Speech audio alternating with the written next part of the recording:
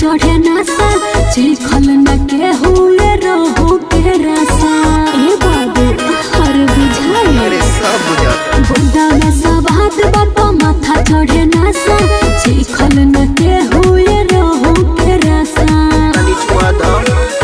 मछरी बहुत सयानी है न चढ़े ले तर जुइया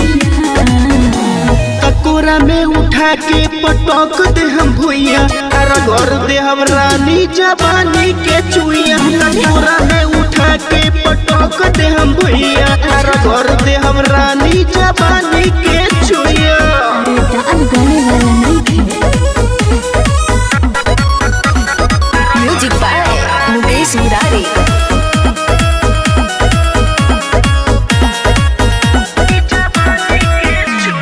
ऐसे कहे बोला तारा बढ़ चढ़ के जवानी पपानी बजा हर के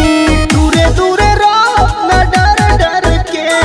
हम हूँ तो लइका हई बर घर के अरे जाना तारा जिसन ढेर देखनी हेलो ऐसे कहे बोला तारा बढ़ चढ़ के जवानी पपानी बजा हर के दूरे दूरे रहो न डर डर के हम हूँ तो लइका हई बर घर के जाल बिछाई बात तना तू हंसी ना पटकोइया ककोरा में उठा के पटक दे हम भुइया घर दे हम रानी जवानी के चुइया ककोरा में उठा के पटक दे हम भुइया घर दे हम रानी जवानी के चुइया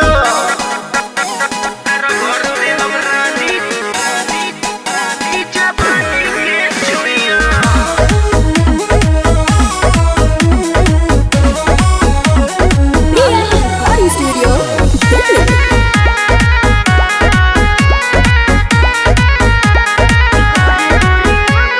गोरे गोरे अंग प्रोटीन से भरल बा तहरा करा हमें रिफाइन खरल बा मछली मसाला नुमर चरल बा एक एक पीस तहर नजरी गरल बा अच्छा हाँ हो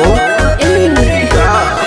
गोरे गोरे अंग प्रोटीन से भरल बा तहरा करा हमें रिफाइन खरल बा मछली मसाला नुमर चरल बा एक एक पीस तहर नजरी गरल बा रीत से हम न चले पाई हमारा पर जादू होइया ककोरा में उठा के पटक दे हम भुइया